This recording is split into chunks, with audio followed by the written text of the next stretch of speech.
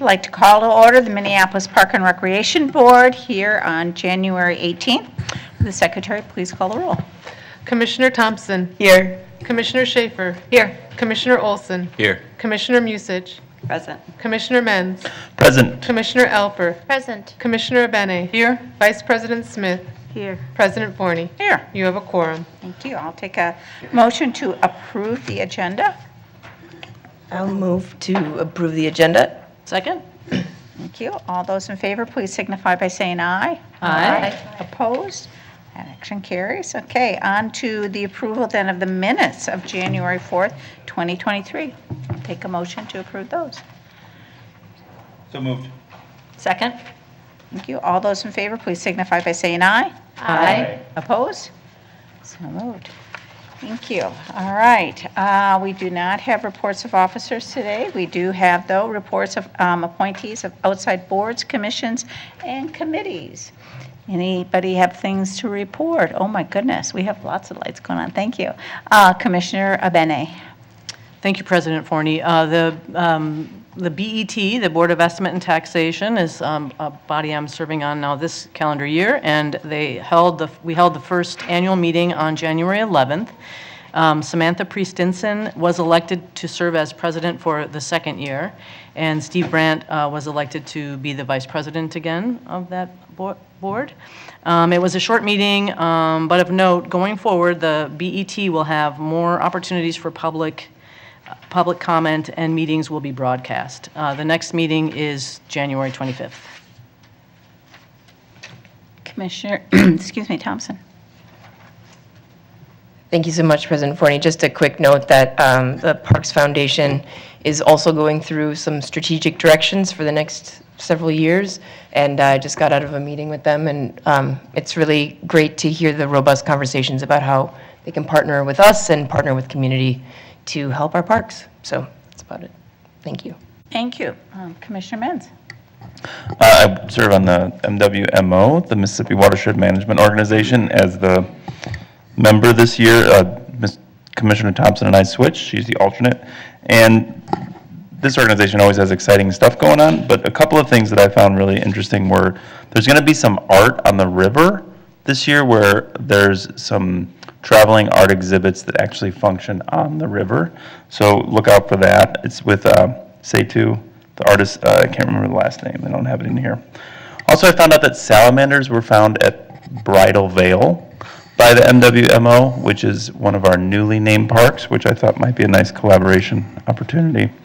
And then if you have a chance, I posted on my Facebook page today an event at the MWMO through water and fiber. So they have a new artist in residence who is going to be connecting conversations through water and hands-on activities so that people can really dialogue about the importance of water in the community. And I think that those things are really important for us as commissioners to also try to engage in. Thanks. Thank you. See no other lights. I believe that I made an error at that annual meeting, and that I appointed Commissioner Schaefer to MWO to be alternate, and it was my error anyway, but the alternate, as Commissioner Menz indicated, is trying to switch up so that everybody gets more exposure to things. Anyway, actually should be Commissioner Thompson. So I want to make that official, that appointment. So with that, I believe we will go on to our consent agenda. I will move resolution 2023-2. Second. Thank you. Okay, any discussion on this item? Any presentation? Any? Nobody? Oh, okay. Emmy got off. Okay, all those in favor then of the resolution, please signify by saying aye. Aye. Oppose? That action carries. Okay, then we are on to, it's a light agenda, anyway, on to Recreation Committee. I will move resolution 2022-341, resolution accepting the proposal for athletic facility studies as submitted by staff of the Minneapolis Park and Recreation Board to the Board of Commissioners, and directing staff to pursue the work described in the proposal, beginning as outlined in the proposal. A second? Anybody? Did you second? Yeah. Oh, thank you. Okay. All right. I see some lights. Okay. Commissioner, excuse me, Musich. Thank you, President Forney. I'm wondering if Assistant Superintendent Schroeder could answer a question for me. When this originally came before us, I did not think to ask, and I should have. What work has to be delayed in order for us to begin the work outlined in this proposal if we adopt it this evening? Chair Forney, Commissioner Musich, thanks for that question. Always thank you for that question this year. Asks us to take on additional tasks. In a long discussion I had with Director Arvidsson this afternoon, we had reviewed the list of things that he would have to set aside in order to be able to take this on fairly. And during that discussion, or maybe even prior to that discussion, I had decided that it's probably better that I take the lead on this and work with Recreation and Asset Management staff to make certain that some of the critical things that he has in front of him would not be delayed. So when we look at that, I'll be working to accommodate it into my schedule. There will still be some things that cannot happen as fast, but from a project basis, we won't be delaying capital or planning projects. And from some of the other regular operations, the strategic planning, particularly Director Arvidsson would take on, like our submittals to CLIC or to the legislature, those things would not be impacted.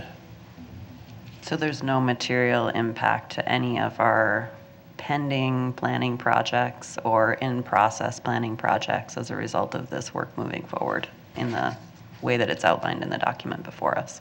Chair Forney, Commissioner Musich, that will be absolutely the goal, that there won't be any impacts, and that's why it's being directed back to me. And I think we can fairly say that for particularly the first investigation we'll be doing relative to the diamond sports. And if we change who's leading this project as we move into field sports, we may have to reassess some of that. But for this first one, we'll be working to keep other things on track. Okay, so should you encounter things that are going to need to be delayed as this work progresses, will you come back and advise us about those pending delays and allow us to have some input on whether or not we'd prefer to delay this over something that we've already said is important and needs to happen and funded? Chair Forney, Commissioners, absolutely. Okay, great. Thank you for that additional context. I appreciate it. Good insights. Thank you for raising that question. So I don't see any other lights. Oh, Commissioner Thompson. Thank you. I apologize. It has been a long day, and I was wondering if someone could just give me a more comprehensive review of what it is. Are we seeking to change our connection with MPS and the youth coordinating stuff, or is this something totally brand new? And I appreciate Commissioner Musich's question because I have understood that this timetable might completely change staff pursuits, which of course then changes a lot of other things. So thank you. That's open, I suppose, to Mr. Schroeder. Chair Forney and Commissioner Thompson, can you clarify your question relative to, like, is it related to the work we had been pursuing with MYSA? Yes. Is it Okay. connected to that, or is it brand new? So, President Forney, Commissioner Thompson, we're looking to this to be a new investigation, but we know that MYSA had been doing work previously and probably compiling an inventory and making some at least preliminary progress. That work kind of faltered. We will be trying to pick up any information we can from that work we were doing with MYSA. As we proceed through this study or these studies, I think we'll be bringing back to the board a recommendation about how the relationship with MYSA might be perpetuated or terminated. Under the current agreement, we have a requirement for a 90 days written notice to terminate. We may actually find that MYSA is useful to us as we move forward. We just don't know yet. So we will be hoping to build upon the work that's already been done. There was work accomplished. It just didn't get all the way to where we probably wanted it to be relative to what Commissioner Menz brought forward last year. Thank you. Commissioner Menz. No, I was going to respond to her. Michael did a great job. Okay. I'm sorry, I have one more question. Oh, certainly. Commissioner Musich. Sorry, Assistant Superintendent Schroeder, for bringing you back a second time. I had meant to ask, and this is why I should write down questions.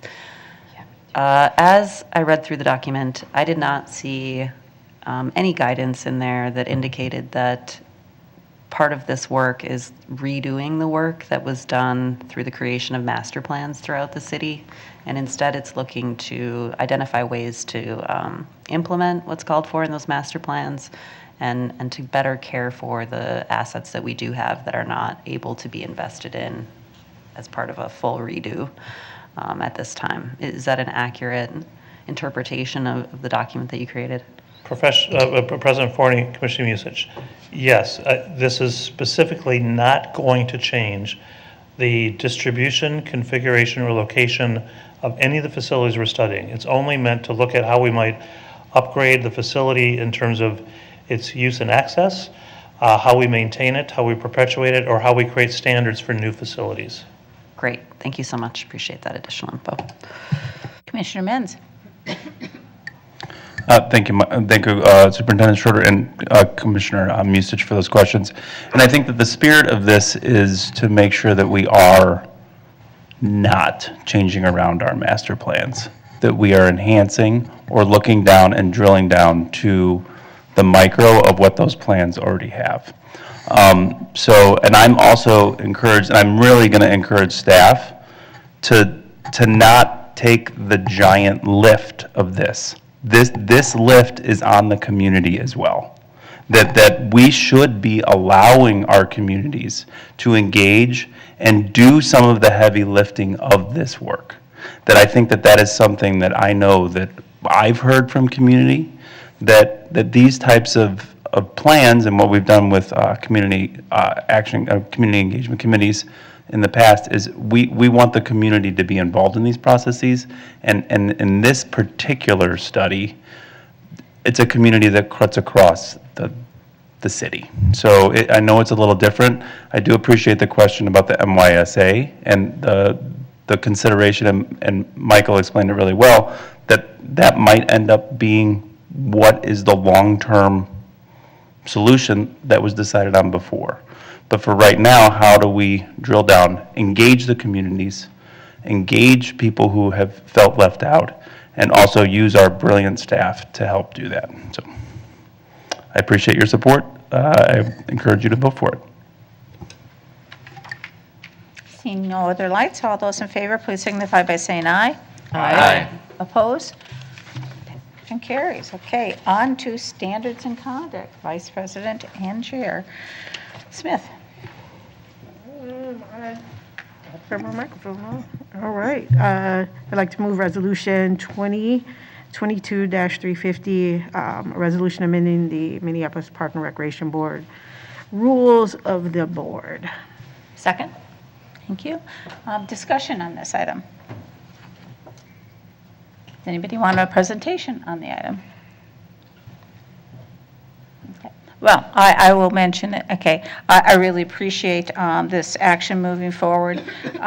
It's not to quote-unquote silence people. It has absolutely nothing to do with that. It's understanding that in these particular meetings that open time is being eliminated. We realize and we honor those people who have come for those meetings, that is the focus of them. I would encourage, though, us to seriously look at our open time. I have suggested that we might want to do it only one meeting a month, and to be respectful, definitely, of the community. We are one of the most transparent levels of government, and to honor that, but I would strongly suggest that we look at bringing that. That does not affect our public hearings at all. Anyway, if there are no questions, I don't see any questions regarding that. All those in favor then of the change of the resolution, please signify by saying aye. Aye. Opposed? That action carries. Okay, on to then our next resolution. If somebody would like to I'll read move that. Resolution 2023-4, a resolution approving a letter addressed to the Minnesota State Historic Preservation Review Board and National Park Service regarding the reviews of the National Register of Historic Places nomination of Hiawatha Golf Course as nominated by the Bronze Foundation. A second? Second? Thank you. Okay. Discussion on the item. I would like to request staff A presentation? presentation if they have one prepared. Great. Looks like we've got two. And coming to Assistant Superintendent Schroeder and our design project manager, Tyler Pedersen. Thank you for being here.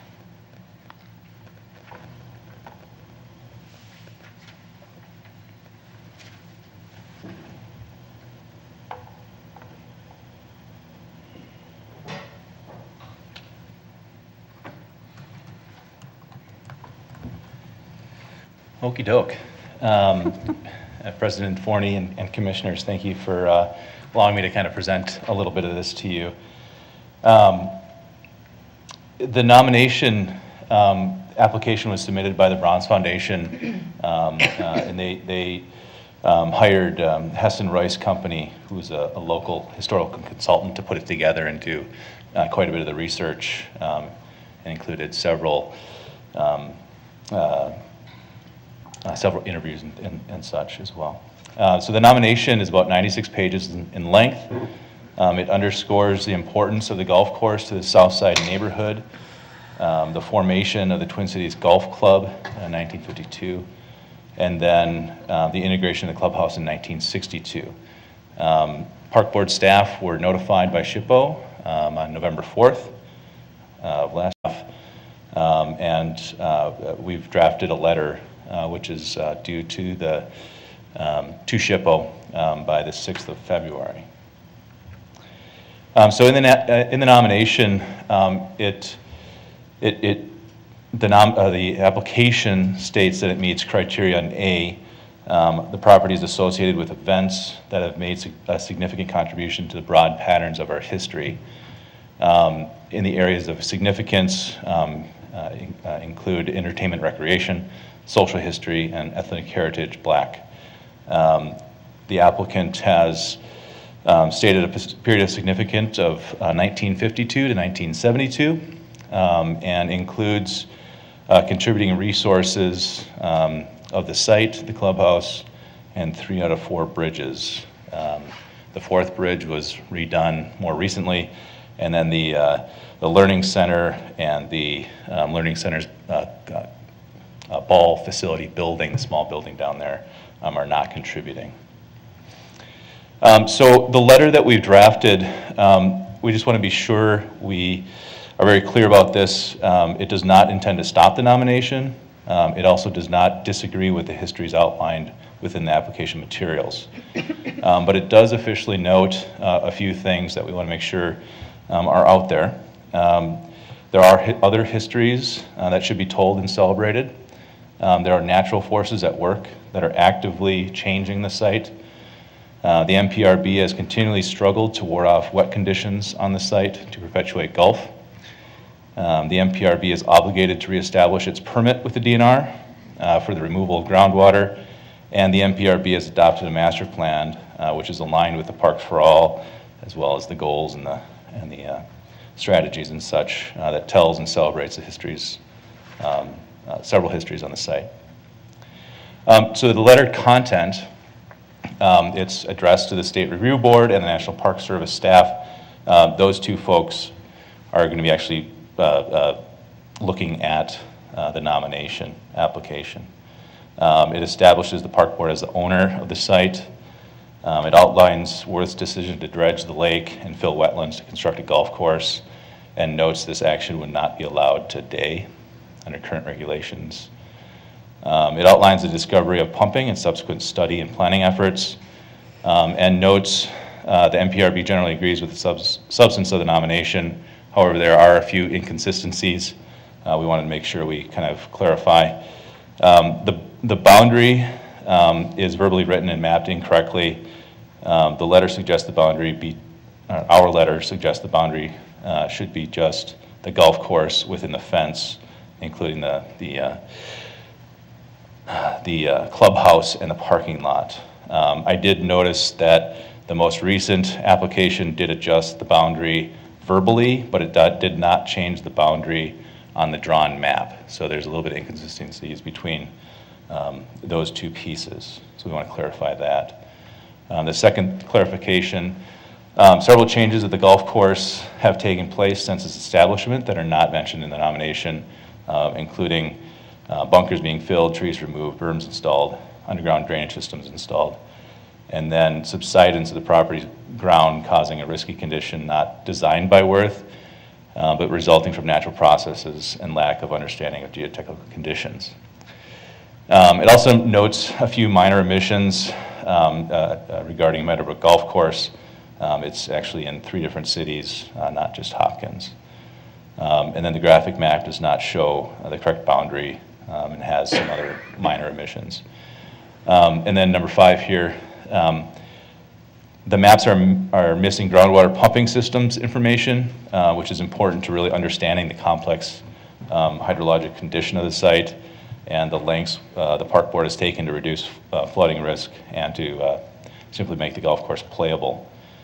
The letter also discusses the park board's Parks for All comprehensive plan and our own internal methods for addressing historic and cultural resources, of which the master plan for the park and the golf course are aligned.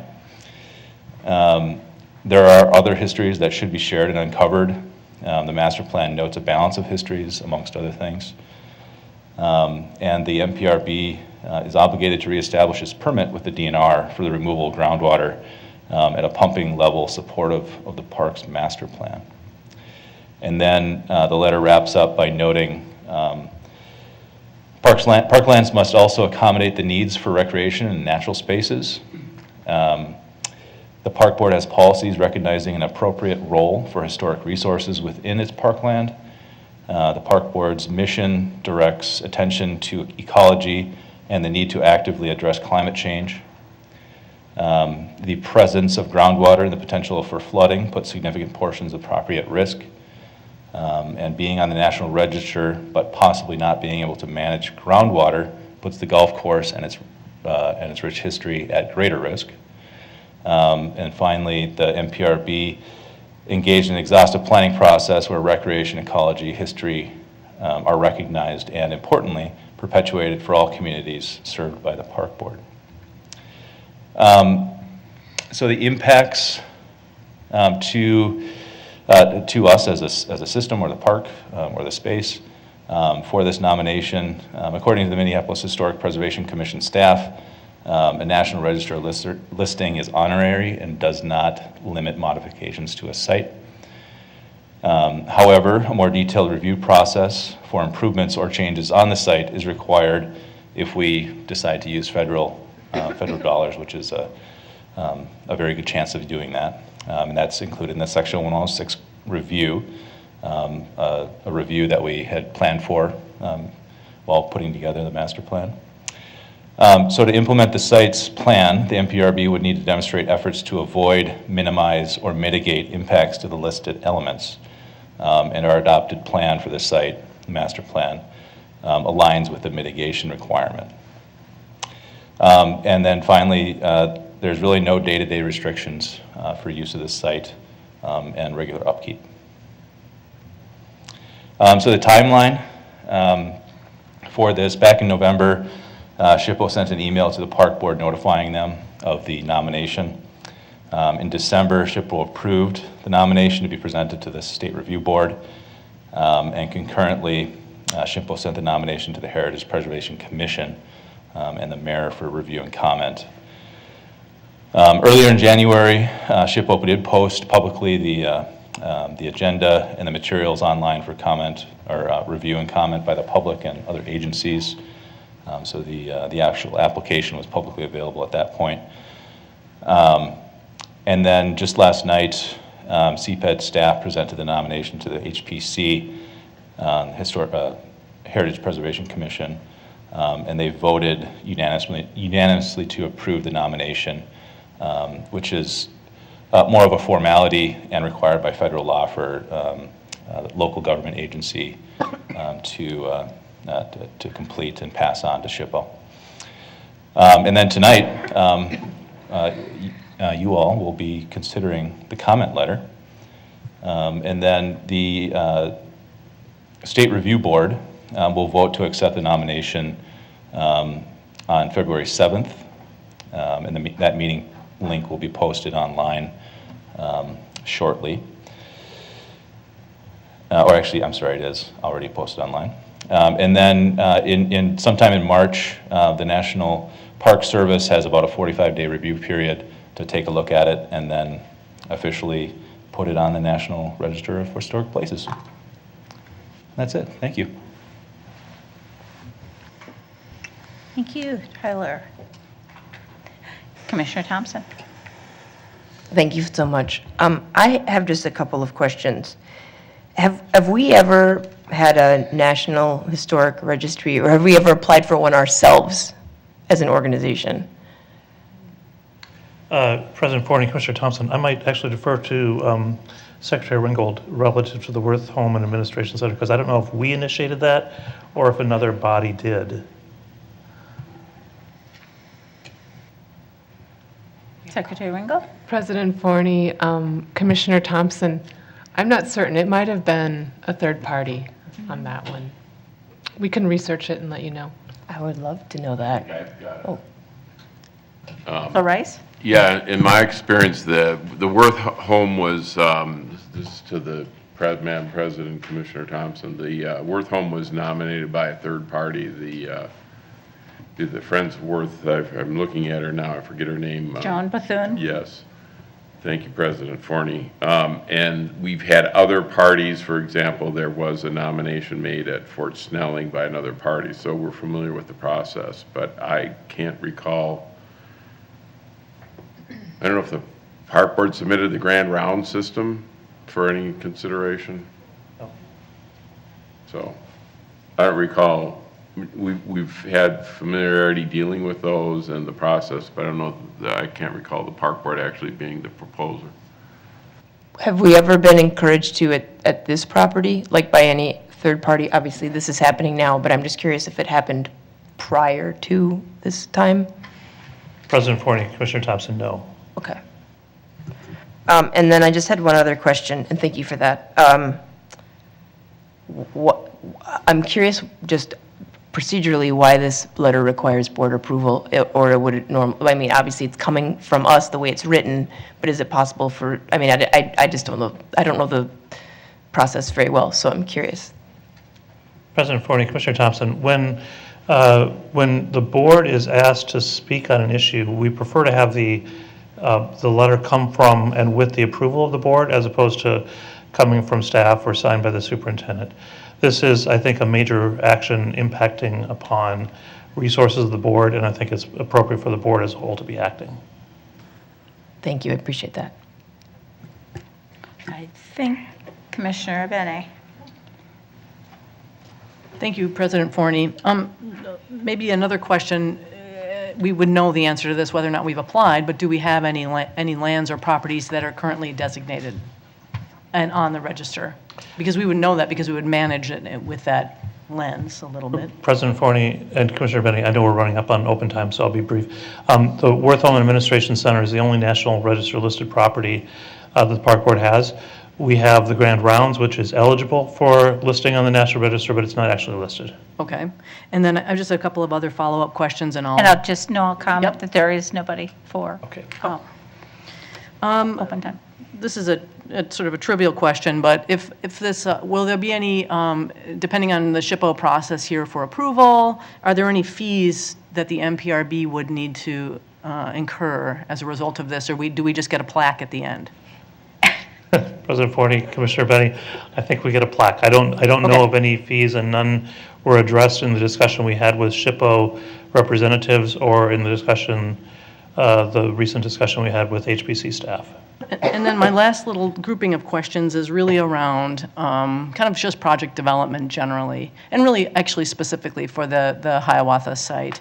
So as with the adopted master plan, moving into kind of thinking about getting ready to do detailed design, there's kind of the pre-design phases that include what I would refer to as sort of environmental due diligence and that kind of thing. Can you describe the process and the types of reviews and permits generally that are covered in that phase?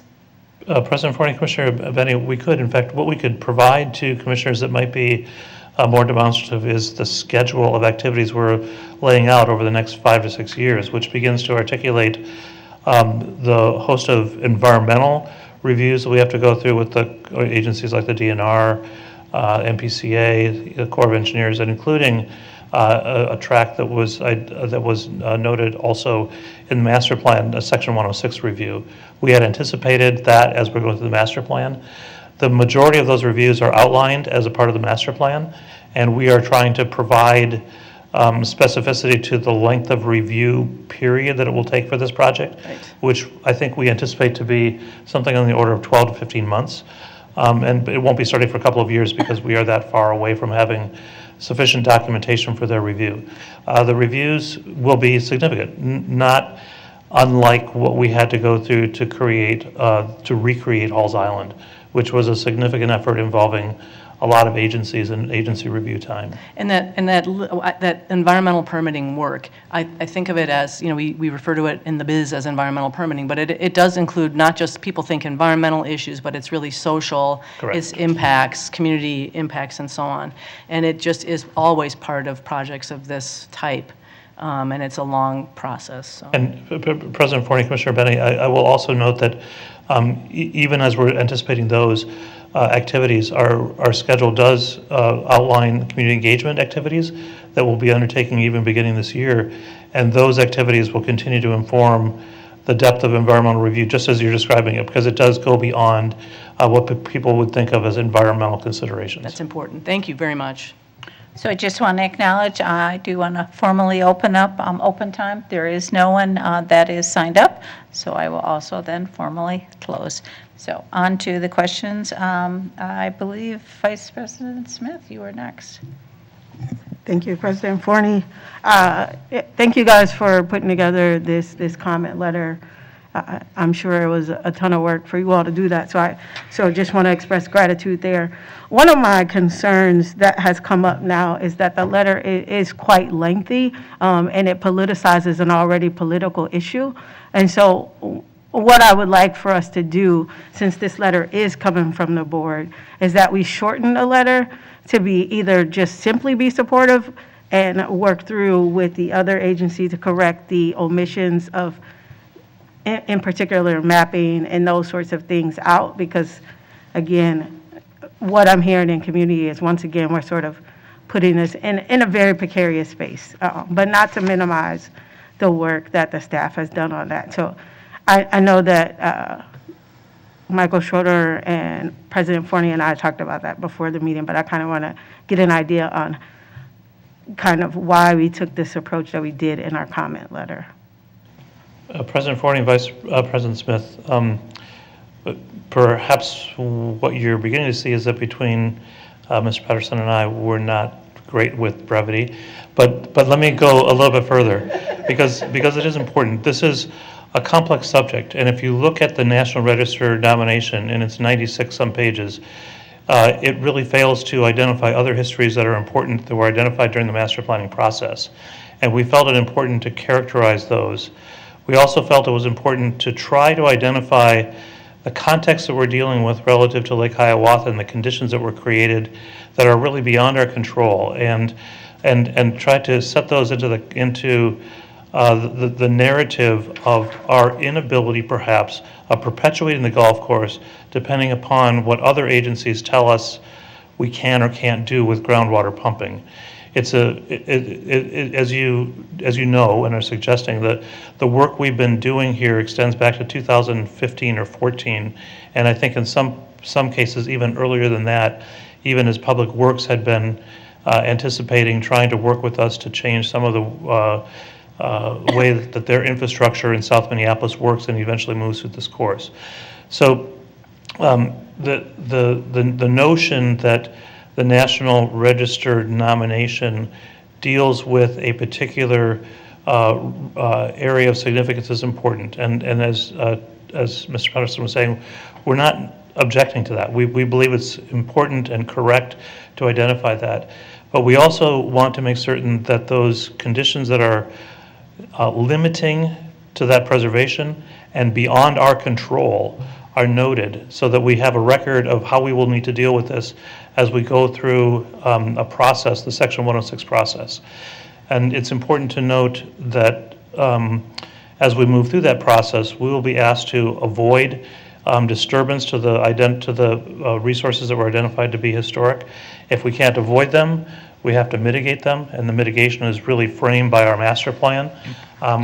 So that becomes a really important step for us, is to begin, even now, to begin identifying what we feel are the steps that we'll need to move through to be able to implement the master plan as approved by the board. Okay, so do I understand it correctly that what you just stated and what's in the letter is subsequently section or the federal guideline of 106? Because in one of the slides it mentions that irregardless of the nomination or the designation, that it has no bearing on what we do except for when we're applying for federal funding. Is that correct? President Forney, Vice President Smith, the limiting condition that we will have from the Section 106 process for the national nomination is the ability to apply federal funds here without using a Section 106 process. We had anticipated that we would be going through that Section 106 process even as we're moving through the master plan. Okay, so I still go back to my same point to say that these concerns that were brought to me, and I am not familiar with the 96-page document, so I won't pretend to say that I've went through the application process. So it is not familiar with me like the way that it may be to you guys. You guys have probably went through it and you sat down with these folks. And so, again, I just want to figure out how we meet the needs. I understand recognizing the importance of other histories as well, and I don't think that the goal is to minimize or leave those out. I think this letter in its length kind of feels like a contradiction in many subsets. And although I know that it isn't, that's kind of the feeling that you get, and that's the perception that we're given to community at this point. So, President Forney and Vice President Smith, I want to reinforce that this is the board's letter, and we will take direction from the board in modifications to the letter as the board feels appropriate. This is to have to craft a response to a 96-page document as a committee of 9, I think would be virtually impossible. So we take a shot at it. But certainly we're expecting that the board will come back and give us direction where it's necessary and appropriate. Awesome. Thank you. Thank you both. Commissioner Elper? Thank you. So you mentioned the Historic Preservation Commission meeting last night, and these meetings are not televised. I would say, which is a real detriment, I think, to transparency in our city. So I'm hopeful that you were able to attend, or some representative from the park board. So I guess that's my question to you, if you could be our voice there. Were you able to attend? What was the discussion at this meeting? And obviously we saw the action that they took, so I'm interested to hear the discussion, if you have any report from that, more in depth. President Forney, Commissioner Alper, those are fair questions, and I'll start here, and I'll go on to more fully answering your questions. As the body that is responsible for this piece of property, it was disappointing that HPC staff didn't reach out to us, and we actually didn't have the conversation with them until 7 hours before their meeting started. So when the question was asked by a commissioner, staff responded that yes, they had engaged with the park board, but failed to mention that it was within that same day. So the recommendation that came from staff wasn't able to be modified to reflect any of the information that we were hopeful would be provided to set the project in a context that is not only significant to the histories on the golf course, but also some of the other broader ecological and infrastructure actions that we would be hopeful would come out of this project. The HPC members asked questions about other histories that they thought should be brought forward.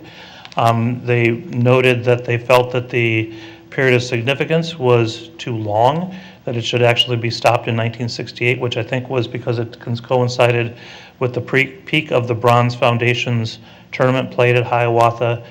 There were some members who felt that they should be addressing some of the other contextual issues that the golf course will face as it moves forward, as we move forward with implementation of the master plan.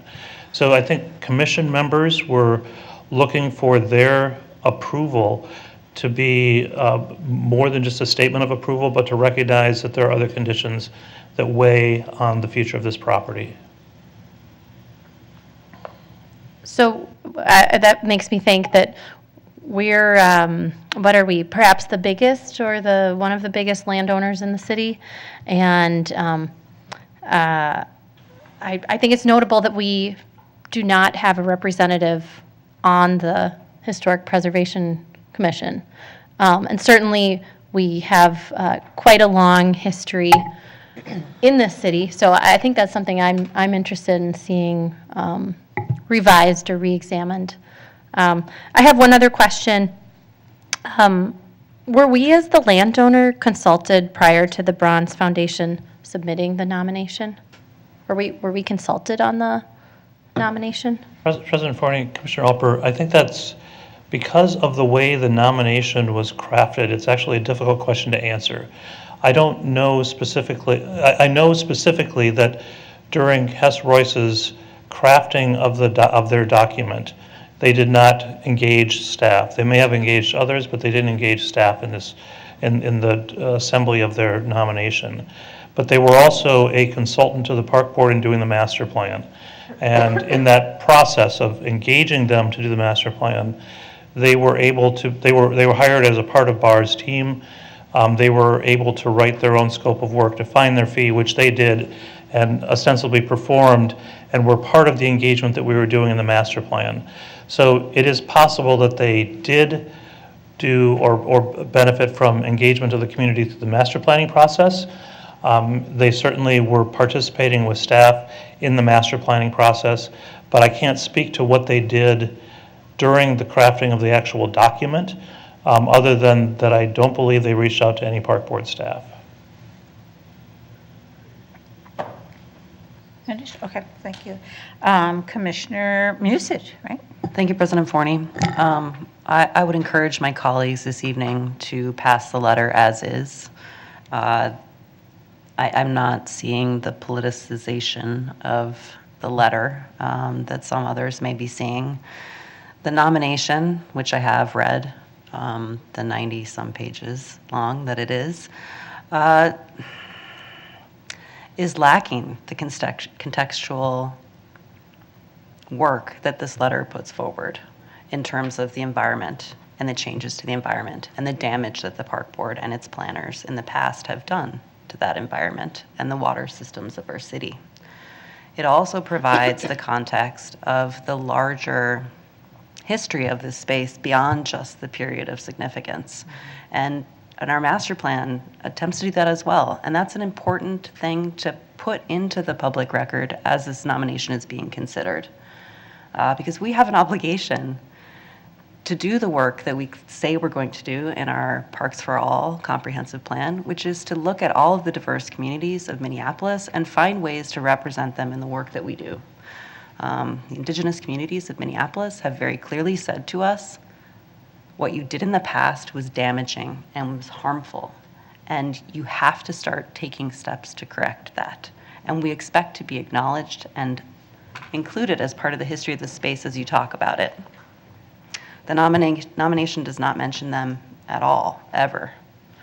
And that is an omission that we are attempting to correct in this letter. In reading through it another time after hearing from one of my colleagues, they like to see it shorter. I don't see where we make it shorter without losing some of the context that the letter provides. So again, I would just ask my colleagues to support it as is this evening. Thank you. Before I turn to Commissioner Thompson, Councilor Rice would like to respond to the inquiry you had regarding why are we submitting a letter? Thank you, Madam President. Yes, to your question, Commissioner Thompson, about why is the board looking at this, I've worked with Mr. Schroeder and his staff, and when anything says the Minneapolis Park and Recreation Board, in my legal opinion, when I think about the board, I start at Commissioner Olson and I go around the table and end at Commissioner Mentz. You 9 members are the board. And when the staff or I or anyone else speaks for the board, they are speaking for you. So particularly in a matter like this that's as serious as the matter under consideration, I think that the board needs to see this and understand it.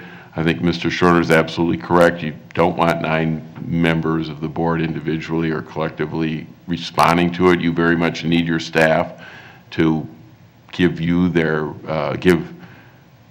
for them to give you their best judgment about how to respond to it. And I think that Mr. Schroeder and his staff have been, as they always are, very diligent and have highlighted the issues and are trying to do it. But I think they also, since they are your representatives at an institution like this, as I am in court or another proceeding, we do need to be faithful and true to what this board as a collective wants to do. It's important that you look at that and do it. Just as you've seen in legal matters where you'll have, workers' comp settlements or other ones, I think the best governance is that the board be engaged to an appropriate degree on important matters like this or legal matters or other things, so there can't be any misperception by other bodies that, well, the staff told us this or that.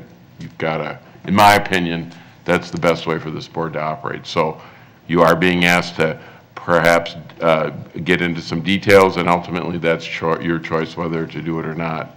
We work with Mr. Schroeder's staff and Mr. Peterson. I know this has been a issue that's taken a fair amount of the board's time, but I think these are issues that there's a perspective here that Mr. Schroeder and his planning department has articulated, and I think it's appropriate that you hear that and whatever you decide to do, that you understand what it is going forward. So yeah, it's a full disclosure, transparency thing, and at least as long as I'm general counsel, I really firmly believe decisions like this are ultimately made by the board. Thank you, Madam President.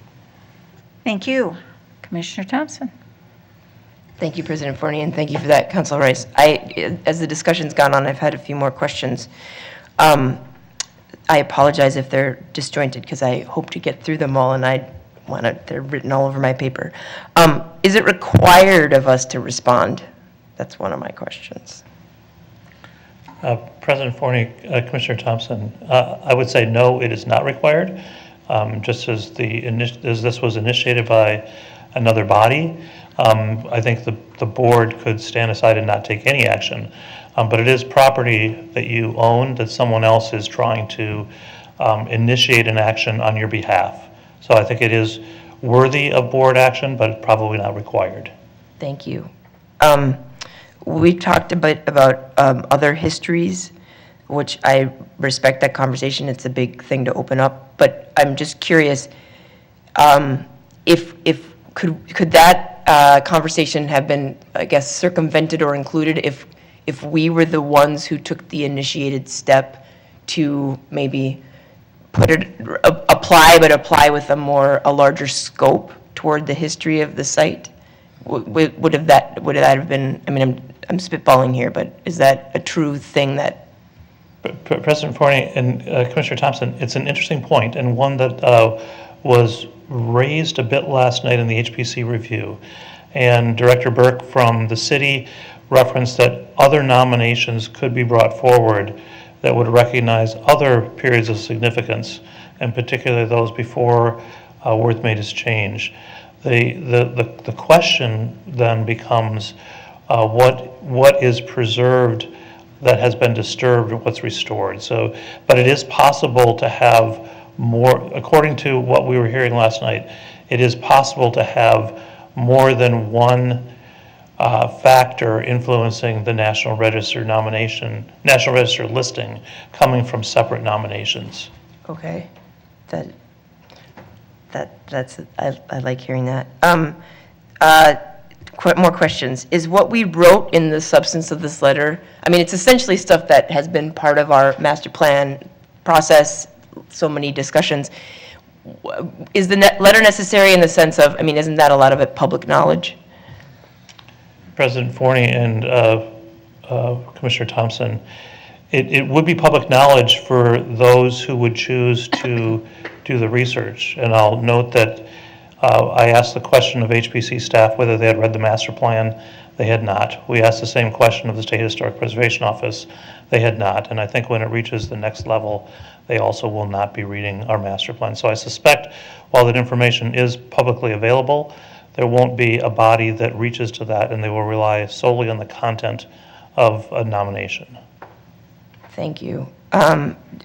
Could we get potential more federal funds if we had a national registry, or is it a net positive in terms of funding applications, or would it be considered a net negative? And I'm asking this even in the larger scope because you're saying that the grand rounds could potentially be listed as well.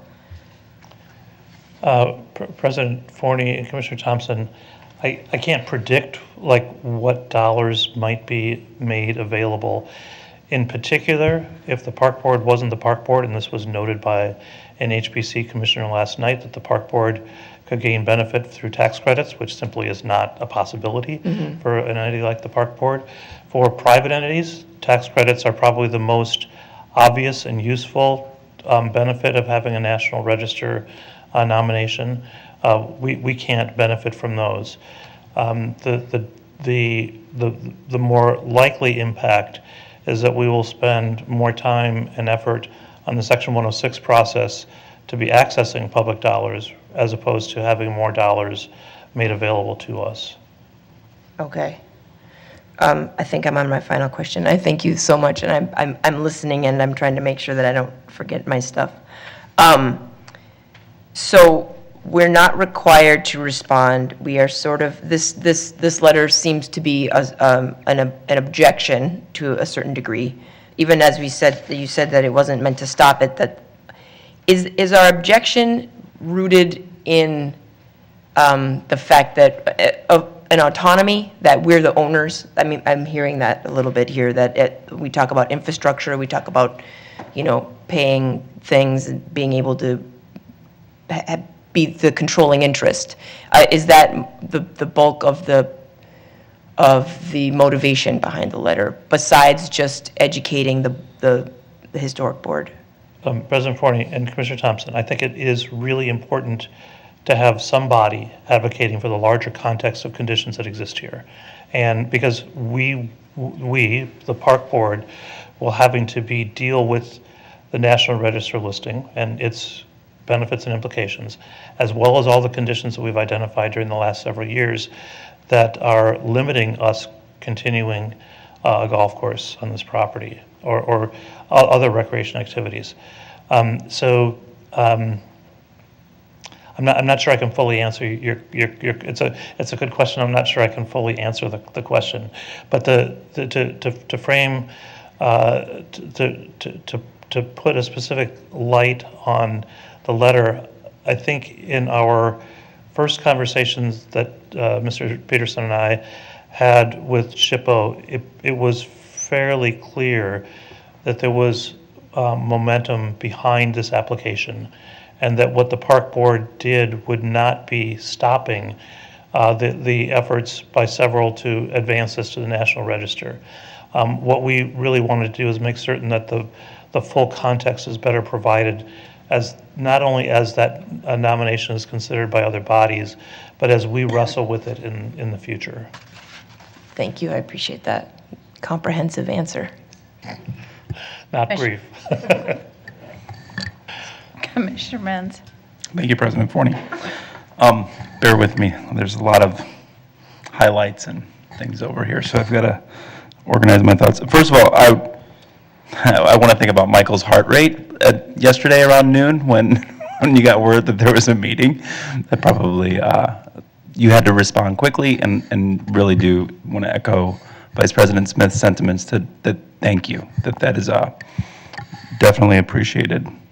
I want us all, and I don't have control over this, but I do want to raise the level of this word owner, and that I don't believe that we are owners of this land. I think that we are stewards. And I think that I remember in the land policy that there is not mention of necessarily ownership, but we use that word frequently.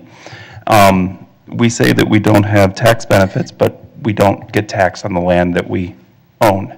So we are stewards of this land. At least that's the way that I personally see it, and I would encourage more folks to maybe that would change our language and our thinking around how we act. I do think that we probably have a responsibility to respond. I mean, we, as Council Rice said, and I agree with, like, if our name is invoked, it's our responsibility to sort of have a response. And I appreciate the diligent response. I think that I would appreciate a shorter version of the letter, and I hear Commissioner Musich and her need for context, and I think that is an important piece. And I know that the passage of the Hiawatha Golf Course Master Plan charged you all with creating that context, and I appreciate you going through and doing that work diligently. But I do think a shorter letter would be something maybe more likely that I would support. How, and maybe this is too difficult, but how will this distinction impact the master plan? President Forney, Commissioner Menz, it was noted several times during our discussion with HPC staff, and then again at the HPC meeting last night, that the listing, which should be considered honorary, and basically it was said several times that it basically has no regulatory teeth. And I think that's largely true until you get to the expenditure of federal funds on the project, which is likely. We know that some of the state agencies have dollars available that could be put towards this project through ARPA, which is through federal funds. So our ability to access federal funds is probably the biggest limitation that we'll have as this goes forward, if I'm answering your question. That helps. And in the grand rounds distinction or the application, did we put the Hiawatha Golf Course, is Hiawatha Golf Course part of that, since it's kind of along the grand rounds? Is that a part of the? President Forney and Commissioner Menz, it's been a long time since I've actually looked at the National Register nomination for the grand rounds, but it is quite expansive from the perspective of the way that the nomination considers things like views from the parkway. So the ability to view a facility or a landscape from the parkway is part of the National Register, that particular National Register listing. And it is in particular what gave us the ability to look for mitigation on things like the Southwest Light Rail project, because the project was visible from several portions of the grand rounds. And so I was also surprised to hear, so is the Stone Arch Bridge not something that's on the National Historic Registry, or is it not just part of our? President Forney, Commissioner Benz, it's not part of the, it's not park property. Okay. I guess that's it. Thank you for your work. I would not support the letter as is, but I would possibly support, some modified version, which it seems like we have time to create. Vice President Smith? Thank you. Couple more, you know what, actually, I appreciate you all sharing your perspectives and your opinion. We will differ for sure in many of these topics, in particular when we're talking about that of Black history, because I live in Black body, and so it hits different. As far as our Indigenous brothers and sisters being left out of this application, one thing that I was familiar with was that they had the opportunity to come and also seek similar honorarium from the National Registry. And I know the intent was not to exclude, but to highlight a people that are often forgotten, and we often have to come with a but and or when we're talking about the history. In particular, this is civil rights history. And so it's really important to note that. And today, in this moment, I am helping to advocate for my people who are not acknowledged. We don't do an acknowledgement to talk about the Black folks that were left out or redlined out of park properties and out of spaces. But we do attempt to acknowledge our Indigenous brothers and sisters, and I appreciate that, and the other folks. But for this, I won't be supporting the letter as it stands today, but I do appreciate the staff and what you have put into it. It doesn't minimize that. So don't take it personal. Just understand that this is a little bit different for me. And so I will support a modified version or a shorter version, or support us not making a comment at all. And I apologize, I'm not sure who was first, but I'm going to go with Commissioner Schaefer. Thank you, President Forney. I just was wondering if you could speak a little, you gave us a little more detail there around funding. If you could just generally speak to us, it doesn't tie directly to this letter, but we're obviously moving forward. We can hear that in your tone. And so give us just kind of a general overview of where you think the funding is, most of it is going to come from, and then all the way down to, you know, if we do start community engagement this season, this year, where does that funding come from? Presidents Forney and Commissioner Schaefer. So the general sense of funding is outlined in the master plan, and it identifies funding from several sources, and the predominant source of funding is which would be available through the same or similar methods we have for other projects. So in this one, as we look forward, we would expect Public Works to be collaborating significantly with us, because there is the potential for significant benefits, co-benefits to the water quality in Lake Hiawatha, for which we are both permittees on the MS4 permit. We've been made aware through the MPCA that there are funds available for both infrastructure and water quality improvements and mitigation, and so we'll be pursuing those kinds of funds. We know that the watershed district has identified a certain amount of funds that it would like to spend within its reach in Minneapolis, some of which may be directed here, some of which may be directed to other places, but that would ultimately have a water quality benefit for Lake Hiawatha. So the range of sources, and I can't speak to every one in particular, but it will take significant effort, and it's one of the reasons why when we lay out our chart towards implementation, that extends over a period of, I think, 6 or 7 years. The dollars that are available for us to get started this year were identified through the regional parks funding. Thank you. So I believe it's Commissioner Olson. You may not be able to answer this, but are you able to give like a guesstimate of how many staff hours will have to go into seeking the funding if this goes through, and how long this will delay the final implementation of the master plan, just general? President Forney and Commissioner Olson, one of the things, we should have brought our chart. It's a very large chart that shows the range of tasks and stages we have to move through, as well as kind of a timeline. And we did anticipate the Section 106 process, I think, taking 6 to 9 months to move through, but it's happening concurrently with other things. We don't need to take it as a sequential step. We can take it as a concurrent step, and that's the way we would be pursuing a lot of the permitting and reviews that we'll be going through. We'll get to a certain stage where we can begin permitting different timelines, but we anticipate them happening concurrently. So it's not a significant additional load on staff. It's another process that we would be moving through at the same time.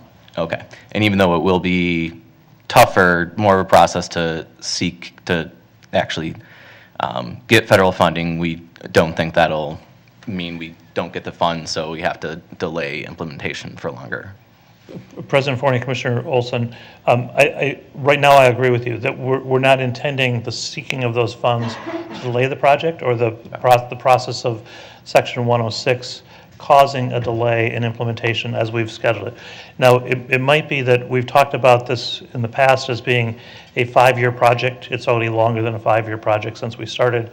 When we talk about 5 years going forward, it's really the amount of time that it's going to take us to move through some significant engagement, the permitting, engineering, design, and seeking of funds. And those things are complicated and extensive. So it will take us, we'll distribute for the commission, for the board, the timeline that we have as a draft right now. And I think you'll be able to better understand how we are stacking activities to be concurrent and moving through, but how some of those individual tasks take a very long time. Yeah.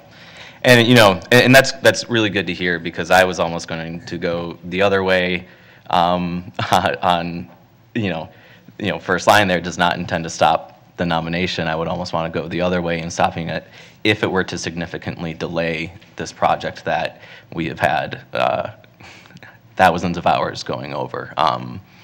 Because, you know, I do see this as kind of unwanted, unasked for, and a bit of a burden on our process here, when we've gone to kind of great lengths to make sure that in our final implementation we will consider the vast and holistic history of the space. So that's good to hear that it won't be too much of what I feared, so thank you.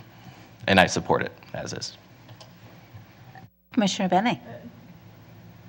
Thank you, President Forney. Just briefly, I would encourage those of us that haven't read the submittal by the, you know, Hess Royce or whatever, the actual nomination, because there's a lot of other things that could have also been discussed in the period of significance, which is interesting. I was apparently born during the period of significance, if it makes me feel pretty old, and things that I remember too. So they didn't discuss the way women were excluded from golf. I'm sure Native American golfers were not welcome around the country and in different locations. There was reference in that document, and then in another document that I saw related to this issue about a man could golf so long as he was moral. Well, I'm a member of the LGBT community, and I know what moral means. And so none of that was covered in this document, because it really did focus on the black golfers, and it does an excellent job of it. And what I really liked about our response letter is we accept that and honor that history. And if we get to do any work in this space to stop a floodplain issue, we will do what we can. And I think all of us support robustly, really truly honoring that history in this place, because honestly, I wish this didn't flood here, but it does. So I think the letter is the right touch and the right length. And I think as owners and not stewards, because the people of Minneapolis are the owners of this place, and we are responsible to speak on their behalf, and stewardship is part of that. But I think a letter has to come from this body, and I think the letter is just the right touch. So I appreciate your work. Thank you for letting me say that. Not seeing any other lights? Okay. Thank you for the brevity.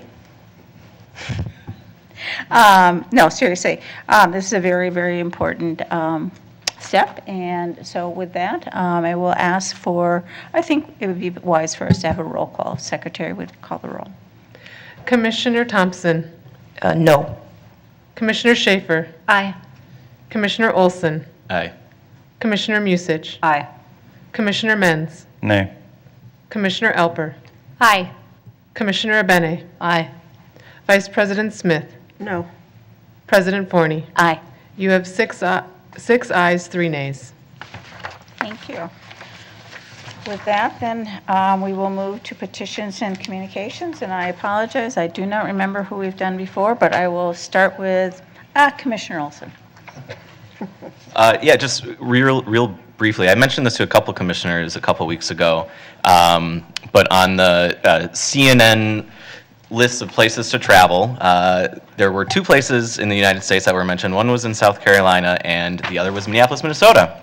And the whole reason why they said they should come here was Owami. And I think that shows how great of an impact ambition and innovation and willingness to try new things can have on a city, on a system. And so I would really just encourage that with our staff, with us, as we're thinking of big projects and everything. Let's always try to go big, I think, because I don't know, that's kind of stuff can really make us from a good system to a great system. Commissioner Benny. Thank you. Just briefly, since we last met, I think there's been some excitement in Southwest related to the color of the band shell. And so I just want to say that I know that the project manager, I saw him earlier, Mr. Swenson, I know is working hard to answer questions and doing a really great job of expressing the material selections and that you know, that what we're doing is going to preserve the longevity or maintain the longevity of the system, exterior system of the building. That said, I think everybody says a little bit more blue in the wall shingles would be very appreciated by those who care about that issue. So thank you. Commissioner Thompson. I just wanted to thank my colleagues who showed up last week at North Commons, all of the staff that was there, Parks Foundation members, massive amount of community. I just appreciated that the response to my all call. So that's all I have to say. Thank you. Commissioner Musich. Thank you, President Forney.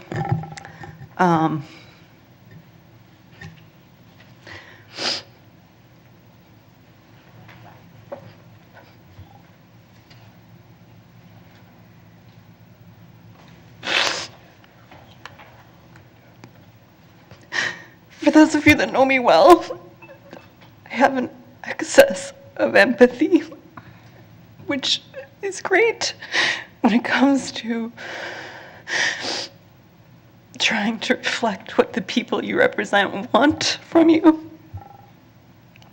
But it also makes some aspects of this job incredibly difficult. Last week on Thursday morning, I was drawn outside into the park by a growing group of emergency vehicles that I could see from my house. And a sinking feeling of dread overtook me as I approached that intersection of Cedar, Edgewater, and Lake Nokomis Parkway. With first responders working hard and I not wanting to interfere with their work, I called Chief Ohio to ask what was going on.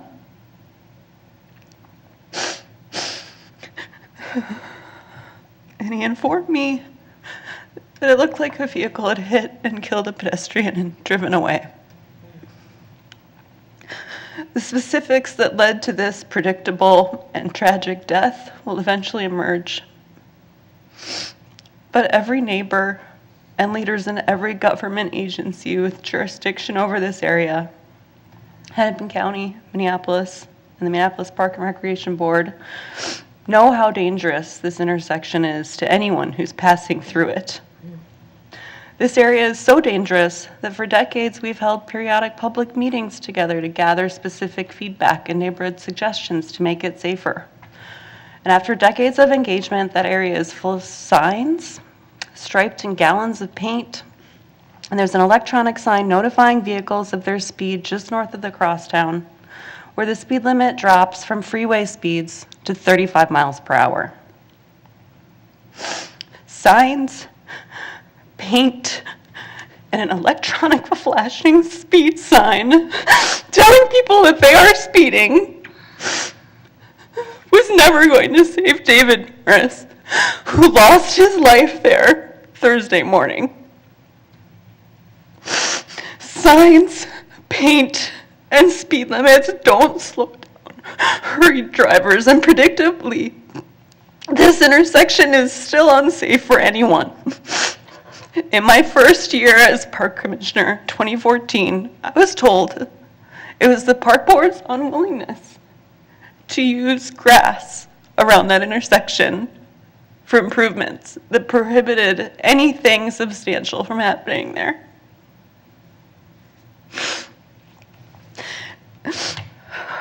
Excuse me.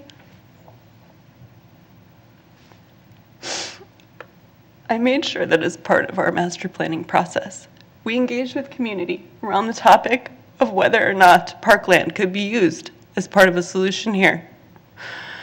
And as a result of that outreach, we included a study area in the master plan that says that we are willing to consider the use of parkland, as long as we are prioritizing the safety of everyone transiting through that space and not just people in cars. That plan set the stage for safety analyses and long-term planning to move people through this intersection more safely.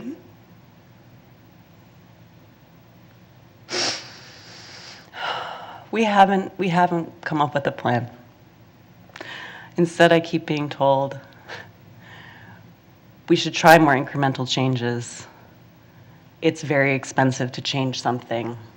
We don't know that there's really community support for those kind of changes. Well, now someone has died. And I don't know if that changes the bureaucratic calculus at all. But I am hopeful that with the support of my colleagues here at the dais and in Hennepin County and the city of Minneapolis, that perhaps we can start getting traffic engineers on board with developing a comprehensive redesign of this intersection that addresses the condition that doesn't exist anywhere else in our system, where a freeway terminates in a park.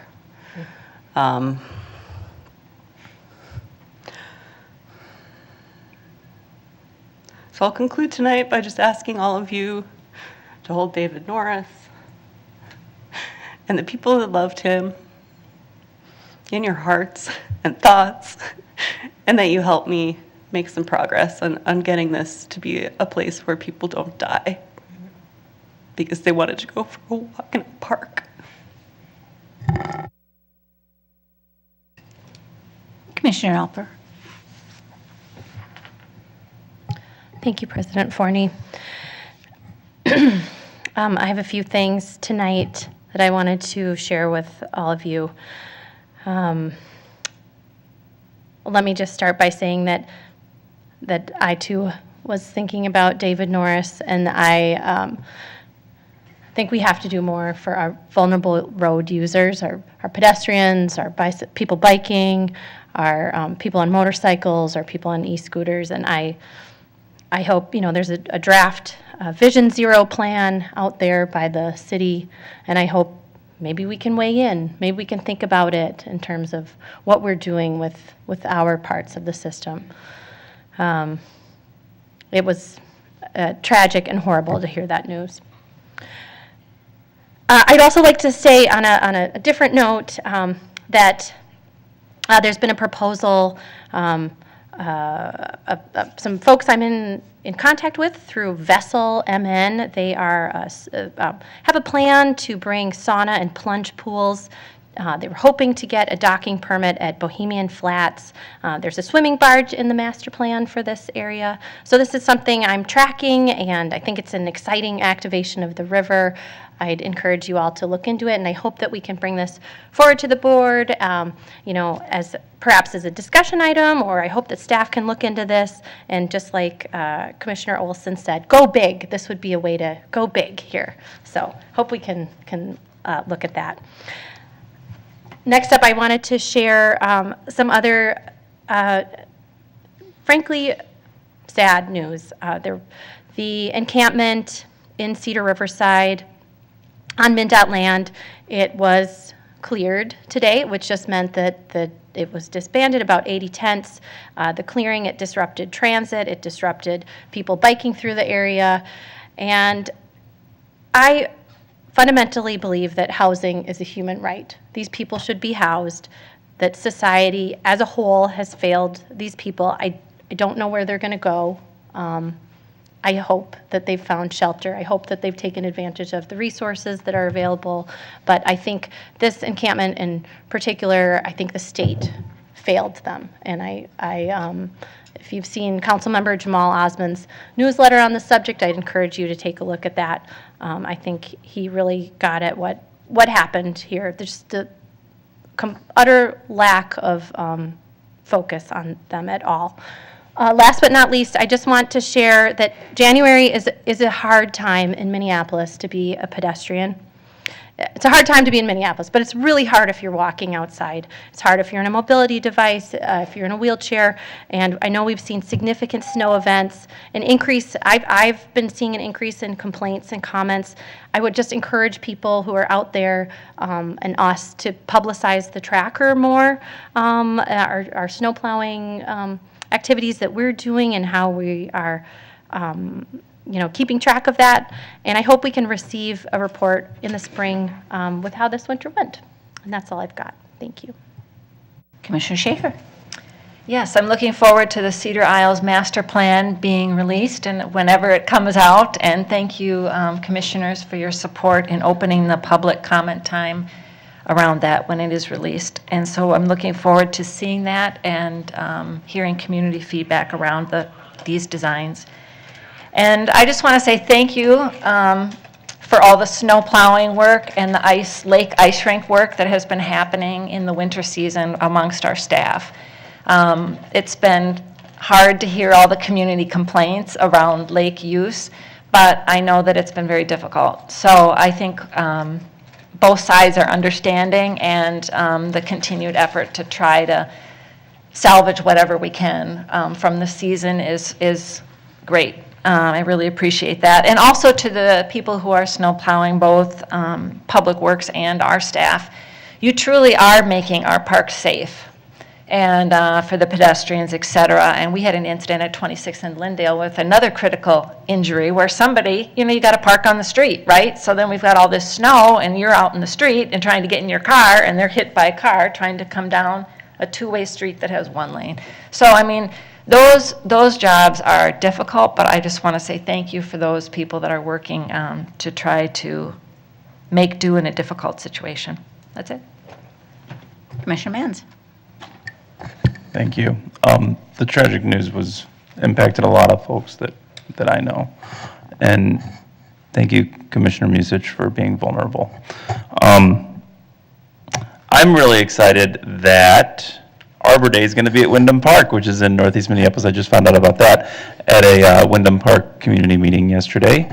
So as much as I love trees, and on the tree, I get to go to the tree commission tomorrow, which I'm super pumped about, to get to be a part of a new element that we are a big part of. And I appreciate the board and President Forney for nominating me to that commission. I'm super excited to serve.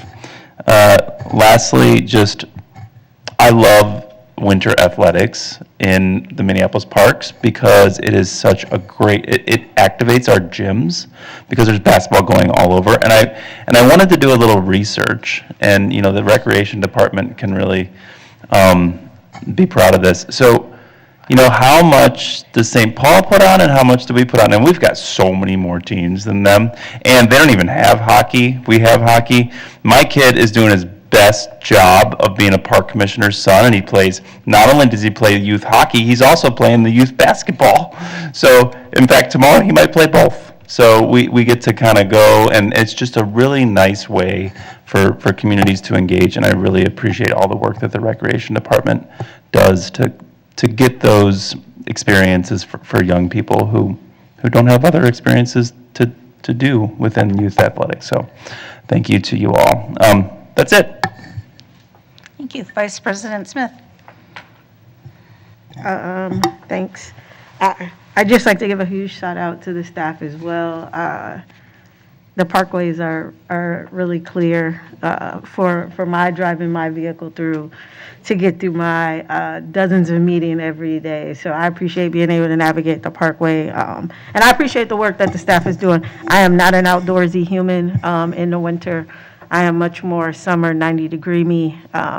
that's what I'm made for. So I appreciate you folks just being outside and keeping our parks accessible for all. And it's a process, the same with the city of Minneapolis, to make sure that everybody can access it. So I appreciate the hard work that goes into it, and to all the folks that show up every day when it's freezing outside and it's hard to get out of bed. So that's just that. The other thing, I too would like to express my condolences for the gentleman that lost his life while out maybe running or walking or just existing, and someone decided not to stop to make things worse, and just highlight the fact that it seems like the unfortunate reality is that we are dealing with a ton of crisis at every front, and it just proves the point that parks and what we provide is so important, and how we do that to be innovative and creative to meet the needs of all is really important. And so I appreciate folks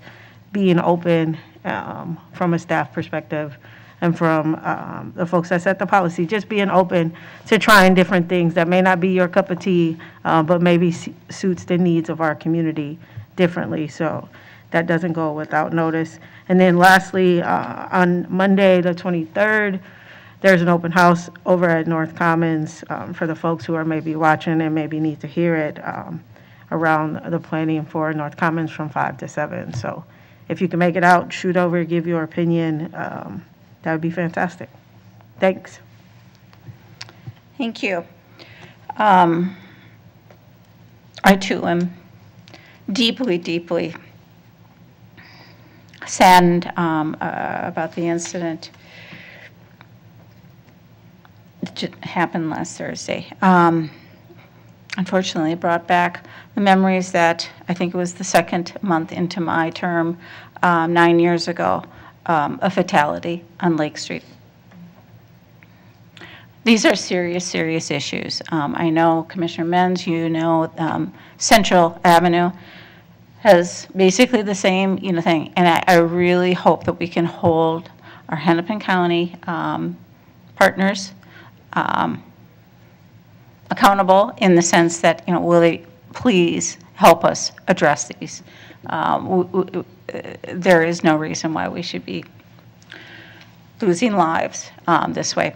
And a celebratory thing, I am so grateful of how many commissioners showed up for North Commons and also for MLK. That was really huge. Thank you all for being so engaged. I then also forgot that I was supposed to make appointments, and I will say that for the Blue Line Advisory Committee, that Jeanette Warner, I appreciate her application and am appointing. As far as to the homegrown, I haven't done enough of my homework, so I will be announcing that at the next meeting. And then I just, wanted to reiterate that we voted on a rule change here today. I really encourage people to, commissioners, to reread our rules.